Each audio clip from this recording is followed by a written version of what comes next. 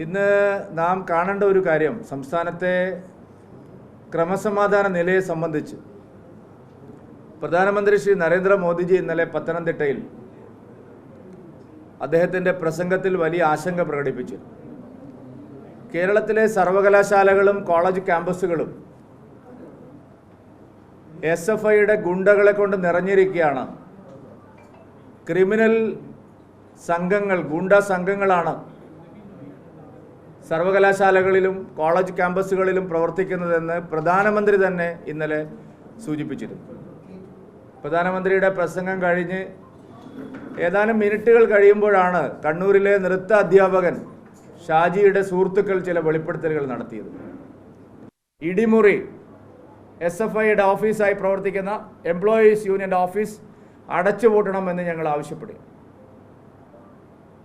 അധ്യാപകരെയും ആക്രമണത്തിന് നേതൃത്വം നൽകിയ വിദ്യാർത്ഥി നേതാക്കളെയും കസ്റ്റഡിയിലെടുത്ത് അവരുടെ പേരിൽ കൊലക്കുറ്റത്തിന് കേസ് ചാർജ് ചെയ്യണം.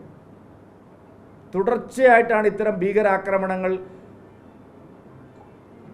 സർവകലാശാലകളിലും ക്യാമ്പസുകളിലും നടക്കുന്നത്. SFI ലക്ഷണമൊത്ത ഒരു ഭീകരവാദ സംഘടനയായിട്ട് മാറിയിരിക്കും.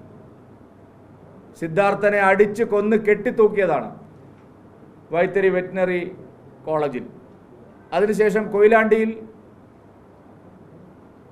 SFIയിൽ ചേരാൻ വിദ്യാർത്ഥികൾ വിമുഖത കാണിച്ചു എന്നുള്ള പേരിൽ ക്രൂരമായ ആക്രമണം വിദ്യാർത്ഥികൾക്കെതിരെ അഴിച്ചുവിട്ടു.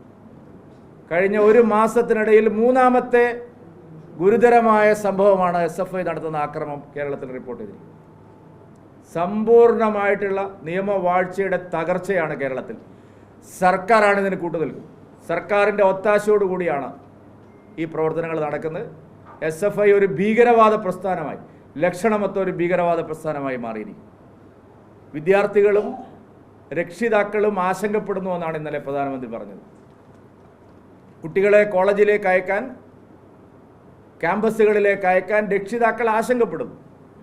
വിദ്യാർത്ഥികൾക്ക് ഭയമാണ്. കേരളം പോലെ ഉള്ള ഒരു സംസ്ഥാനത്ത് കോളേജിൽ പഠിക്കാൻ പോകുന്ന കുട്ടികൾക്ക് SFI ഗുണ്ടകളെ ഭയമാണ്. മറ്റെല്ലാ സംസ്ഥാനങ്ങളിൽ നിന്നും അവസാനിപ്പിക്കപ്പെട്ട ക്രൂരമായ റാഗിംഗ് തുടരുന്ന സ്റ്റേറ്റായിട്ട് കേരളം മാറിയിരിക്കും. മറ്റെല്ലാ സംസ്ഥാനങ്ങളിലും ഇത്തരം ക്രൂരമായ റാഗിങ്ങിനും കലാശാലകളിലെ കോളേജ് ക്യാമ്പസിലെ അക്രമത്തിനും അറുതി വന്നപ്പോൾ പുരോഗമന സമൂഹമെന്ന് കൊട്ടിഘോഷിക്കുന്ന നമ്മുടെ കേരളത്തിൽ മാത്രമാണ് ഇത്തരത്തിലുള്ള ദാരുണമായ അക്രമങ്ങൾ സർവകലാശാലകളിൽ, കോളേജുകളിൽ നടക്കുന്നത്. ഇതിന് ഉത്തരം പറയാൻ മാർക്സിസ്റ്റ് പാർട്ടി നേതൃത്വത്തിന് സംസ്ഥാനം ഭരിക്കുന്ന മുഖ്യമന്ത്രിക്ക് ബാധ്യതയുണ്ട്. അദ്ദേഹത്തിൻ്റെ മൗനാനുവാദമാണ്, പോലീസിൻ്റെ സഹായമാണ് തുടർച്ചയായി ഇത്തരം കിരാത വാഴ്ച സർവകലാശാലകളിൽ ഉണ്ടാവുന്നതിന് കാരണം. അടിയന്തരമായ നടപടി സർക്കാർ സ്വീകരിക്കണം. ഷാജിയുടെ മരണത്തിൽ അന്വേഷണം ആവശ്യപ്പെട്ടുകൊണ്ടുള്ള സമരം ശക്തമാക്കാൻ ഭാരതീയ ജനതാ പാർട്ടിയുടെ കണ്ണൂർ ജില്ലാ ഘടകത്തോട് ഞങ്ങൾ അഭ്യർത്ഥിച്ചിരിക്കുകയാണ്. അവർ തുടർന്നുള്ള ദിവസങ്ങളിൽ ശക്തമായിട്ടുള്ള പ്രക്ഷോഭങ്ങൾ ഇതിൻ്റെ പേരിൽ സംഘടിപ്പിക്കും.